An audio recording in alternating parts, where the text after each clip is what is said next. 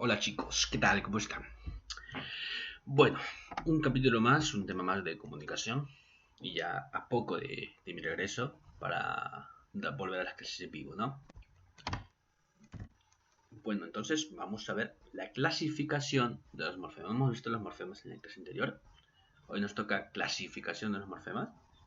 Vamos a ver que es un tema que en la comunicación se utiliza bastante, aunque aquí vamos a ver eh, la clasificación, bueno, ¿no? Y cómo se va a determinar cada nombre de estos grupos, de estos aproximadamente 7 grupos, creo que vamos a ver hoy, estudiar dos. De todas maneras, me es muy importante, okay, a mi regreso, tener una clase entera otra vez de los morfemas, de la morfología. Yo creo que es importante porque tenemos que repasarlo, ya que el año pasado, cuando tuvimos una clase, también lo di a distancia, no fue en vivo. Entonces, me urge, ¿okay? Me es necesario que ustedes, comprobar que ustedes lo comprendan, ¿de acuerdo? Entonces, vamos a seguir dicho esto. Las palabras en español, de acuerdo con los procedimientos de formación que realizan los hablantes, se pueden clasificar en simples, compuestas, derivadas, parasintéticas, acrónimos, siglas, etcétera, ¿no? Aquí de hecho van a diferenciar lo que son las siglas con los acrónimos, ¿no? Porque mucha gente lo suele confundir, piensa que son lo mismo, pero no. Vamos a ver de qué se trata también esto, ¿sí? Empezamos entonces con nuestra clasificación de los morfemas. Con los simples, primero, son las palabras que tienen las siguientes características. Un solo lexema, por ejemplo, sol, flor, etc., ¿no? Un solo morfema, a, pero, con, etc., ¿de acuerdo? Primero con un solo lexema, luego con un solo morfema, y el último es con un lexema morfema flexivo, ¿sí? Que son los más comunes, porque son nos proporcionan la información de género y número, nada más, ¿sí? No nos da una nueva creación de palabras. ¿De acuerdo? No involucra crear nuevas palabras. A partir de las siguientes sí, pero en las simples no. En las simples simplemente nos dan o nos proporcionan la información de género y número. ¿Sí? Normalmente. Género y número o persona a veces también, ¿no? Un tiempo. En el caso de los verbales, como iré, habló, etcétera, ¿no? Bien. Ahora vamos con la derivación. Este proceso es el más sencillo y productivo en la formación de nuevas palabras. Se define como el proceso formativo de palabras en el que una base léxica emite morfemas derivativos para dar origen a una nueva palabra de la misma clase gramatical o distinta. Ok, recordemos, esto es lo mismo que los morfemas derivativos, es lo mismo, ¿de acuerdo? Recuerdan que habíamos visto morfemas flexivos y derivativos. Los flexivos nos proporcionaban información de género y número, ¿de acuerdo? ¿Recuerdan? La finalidad, cuando terminaban, por ejemplo, árbol, ¿no? Árboles, ¿no? Ahí nos daba ya plural, ¿no? O por ejemplo, profesor, profesora, ¿no? Cuando terminaba ese morfema al final, ¿no? El morfema posterior, recuerda el sufijo, ¿no? Que nos daba, que sería profesor, profesora, masculino, femenino. O sea, nos proporcionaba información de género. ¿De acuerdo? Estos están en los simples. En cambio, el derivativo creaba nuevas palabras. ¿Ok? De una manera sencilla también, es la más conocida. Por eso habíamos estudiado los dos, ¿no? Los flexivos y los derivativos. En los derivativos, o sea, la derivación, ¿ok? Aquí está, se involucra el lexema más el morfema derivativo, ¿ok? Prefijos, infijos, sufijos, pero para crear una nueva palabra, ¿no? Libro, librería, ¿no? No dice libros, ¿no? Libro sería en flexivo, ¿recuerdan? ¿No? Vamos a repasarlo también. De todas maneras, lo menciono para que entren un poco en el contexto, ¿no? Para recordar con la clase anterior. Libro, librería. Librero, libreta, ¿sí? ¿De acuerdo? Librería, librero, libreta, ¿no? Se crean diferentes palabras a partir del lib, ¿no? Que es nuestro lexema principal, ¿no? ¿De acuerdo? Nuestro lexema, hemos dicho, o raíz. Luego, leal, desleal. ¿Qué más puede ser? Lealtad, ¿verdad? O deslealtad. Fiel, infiel, ¿no? Por ejemplo, Ana, Anita, ¿sí? Entonces se crean nuevas palabras, ¿no? En diminutivos, ¿no? En negación, por ejemplo, ¿no? En lo contrario, en en el lugar donde se colocan los libros, librería, ¿no? O un librero, un estante, libreta, ¿no? Un cuaderno. Recuerda que funciona como un libro, pero tiene otra función más específica, ¿no? Entonces, se crean nuevas palabras. ¿Okay? Este proceso más sencillo de creación de palabras se llama la derivación. ¿No? Nos estamos dando cuenta cómo funciona. Pero hay más, ¿ok? Dentro de esta clasificación de los morfemas. La composición.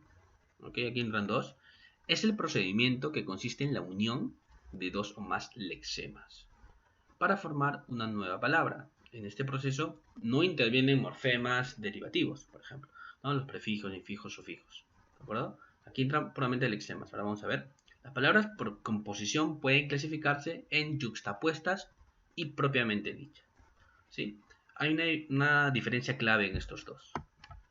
Lexema más lexema es la fórmula, pongámosle así, ¿ok? El número 1, yuxtapuesta. Aquí se da solo cuando las raíces, ¿ok? Si se unen, pero no se afectan, ¿ok? Cada una se mantiene estas raíces. Por ejemplo, cubre cama, ¿no? Juntas las dos palabras que son cada una diferentes lexemas, ¿de acuerdo? Y se forma la palabra cubre cama, ¿no? Girasol, ¿no? Lugarteniente, ¿no? Lugarteniente, por ejemplo, ¿no? ¿Qué más puede ser? Aquí, mototaxi, por ejemplo, ¿no? Mototaxi también, ¿no? Se mantienen los dos, ¿de acuerdo? Bien, vamos con la número 2. Propiamente dicha, si las raíces se unen y una de ellas se altera fonéticamente en su estructura, ¿no? Por ejemplo, tenemos pelo más rojo, pelirrojo, no decimos pelo rojo, ¿no? Entonces, esa variación, ¿no? Al igual que ojo verde, ojiverde, blanco rojo, blanquirrojo, ¿no? Entonces, esa pequeña variación, ¿no? Al existir, la convierte en un tipo de propiamente dicha. Ya no sería yuxtapuesta, ¿no? Yuxtapuesta no cambia para nada, no hay ningún cambio, cambia propiamente dicha sí. Entonces, en ambas composiciones, ¿no? Se dan por lexemas, pero cuando se mantiene se llama yuxtapuesta, y si cambia, ¿no? Un poco, ¿no? Al final la palabra compuesta varía en uno de sus lexemas, ya se llamaría propiamente dicha, ¿sí?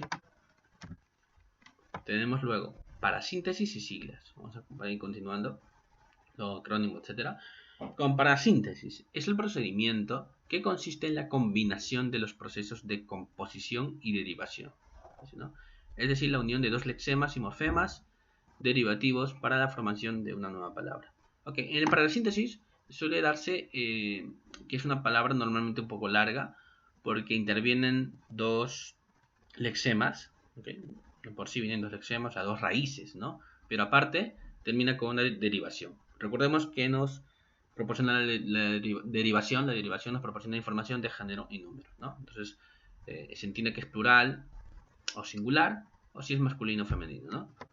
Vamos con los ejemplos. Lexema más morfema derivativo, ¿no? Aquí se forma la parasíntesis.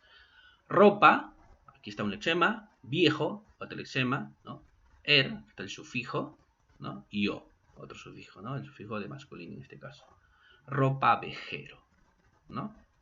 Ropa vejero, ¿no? Tenemos dos lexemas y dos morfemas, bueno, y el morfema derivativo, ¿de acuerdo? Dos lexemas y el morfema derivativo. Luego tenemos otro caso, tenemos siete mes himno, ¿no? Que forma siete mesinos, ¿no? Siete mes, ahí tenemos dos lexemas, ¿no? Si fuera simplemente siete mes, sería el de composición, ¿no? Y se mantendría, ¿cuál sería? El primero, ¿no? ¿Recuerdan? El yuxtapuesto, ¿sí? No sería el propiamente dicho, ¿no? Tenemos aquí. Pero como aquí hay una finalidad diferente, una finalización diferente, ¿no? Sería la derivación, ¿no? Por eso sería parasíntesis. ¿Okay? Dos lexemas, siete mes, sino, ¿no? Siete mesinos. ¿Ok? Libre campo ista, dice, ¿no? Libre campo, aquí hay dos lexemas que se mantienen, ¿no? Pero al final se forma una nueva palabra con el sufijo ista, ¿no? ¿Ok? Con ese morfema derivativo. ¿De acuerdo? Yo creo que les había dicho de género y número, ¿no? Bueno, aquí no entra precisamente el género siempre, ¿ok? Entonces no sería flexivo, ¿no? Claro, porque si interviene el género del número sería flexivo, es cierto. Entonces aquí sería el morfema derivativo, sobre todo, ¿no? Se forma una nueva palabra, sería librecampista, ¿ok? Como siempre, con los ejercicios vamos a entender un poco más, ¿no? Siglas. Este procedimiento consiste en la formación de una nueva palabra a partir de la unión de las letras iniciales de un conjunto de palabras. Se escriben siempre en mayúsculas y se deletrean. Por lo general son nombres de instituciones, organismos, sindicatos, etc., que por ser demasiado largos se reducen en siglas, ¿sí? Entonces, aquí intervienen sobre todo estas palabras que están formadas, o mejor dicho, de instituciones, ¿no? Nombres de instituciones o cargos importantes que al ser representadas de una manera tan amplia o tan larga se tiene que abreviar, y estas a veces se utiliza a través de siglas o a través de acrónimos, ¿de acuerdo? Luego vamos a ver los siguientes. En el caso de las siglas se mantiene cada una de las iniciales de todo el enunciado, ¿sí? A diferencia del acrónimo. Aquí se mantienen todas. Por ejemplo, Federación Internacional de Fútbol y Asociados, FIFA, ¿no? Aquí tenemos Banco de Crédito del Perú, ¿no? Aquí tenemos, aquí está, Fondo Monetario Internacional, FMI, BCP, Tratado de Libre Comercio, ¿ok? Ya ven que no se acorta, ¿no? Vamos a ver que en acrónico sí se acorta un poco esto. Tratado de Libre Comercio, entonces aquí están las siglas, ¿no? Creo que esto se entiende, que son las siglas, pero vamos a ver luego los acrónimos. Aquí están, precisamente después para que se pueda diferenciar, ¿ok? Porque es parecido, ¿no? La diferencia es que las siglas, si se dan cuenta, todo está en mayúscula, ¿ok? Todo está en mayúscula. Podemos reemplazar incluso, ¿no? Antes de seguir, ¿verdad? Podemos reemplazarlo. Por ejemplo, ya no decimos la Federación Internacional de Fútbol y Asociados intervino, ¿no?, en las nuevas reglas, pues, del campeonato español, por ejemplo, ¿no? Sino que decimos la FIFA, ¿no? Una manera de abreviar lingüísticamente hablando, ¿no? El lenguaje abrevia mucho también. Entonces la FIFA, el BCP, ¿no? La FMI, el TLC, el PNP, ¿no? De Policía Nacional del Perú, por ejemplo. La PNP en este caso, ¿no? O el nombre, o las siglas, por ejemplo, de las universidades, ¿no? A veces. La UPN, por ejemplo, en vez de Universidad Privada del Norte, la UPN, ¿no? Entonces se dan cuenta que las siglas sirven importante para reemplazar y abreviar también el lenguaje, ¿no?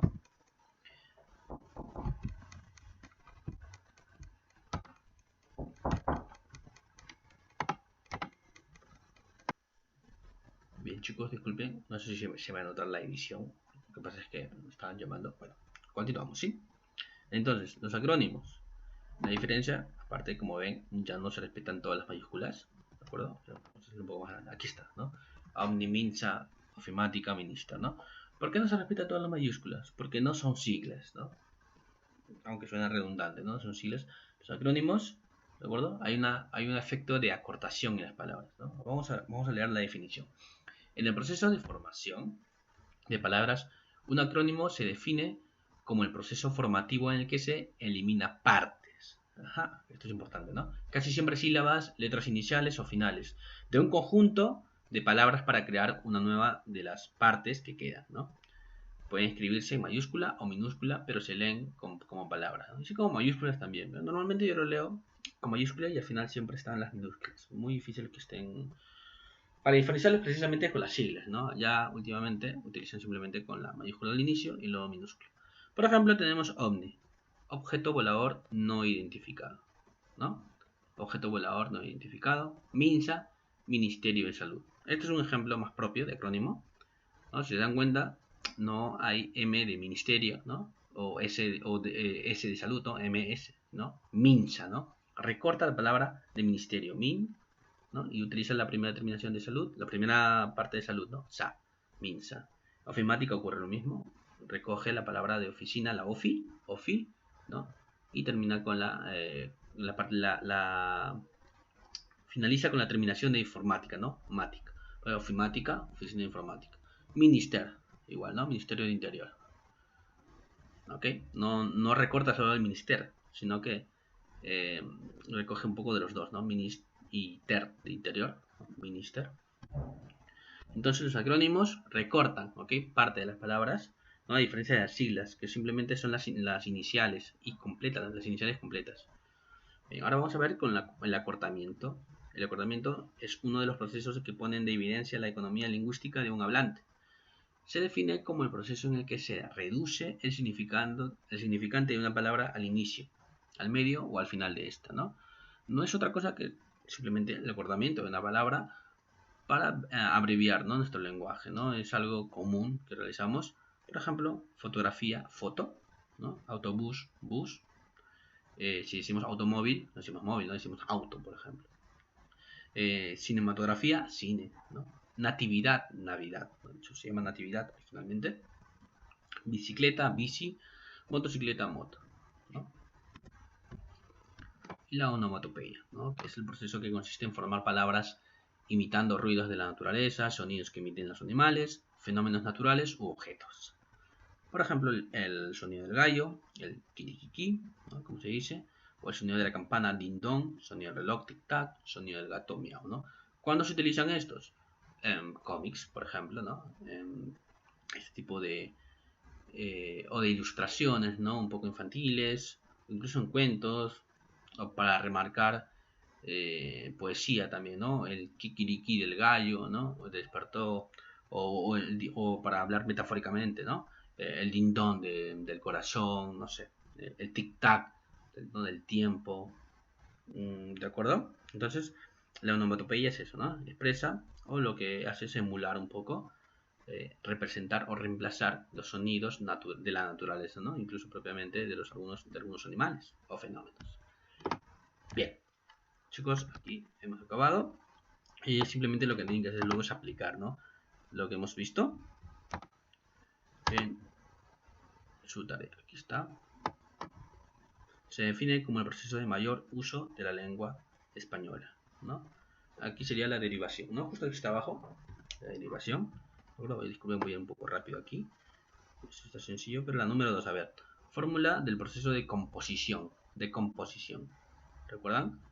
Composición era a partir de dos raíces, ¿no? Nada más, composición, ¿no? Ahí estaba la yuxtaposición y la propiamente dicha. Entonces aquí sería la D, ¿no? La D. Claro. Dos raíces o dos lexemas. En este caso sería la D. Luego, no es un proceso de formación de palabras.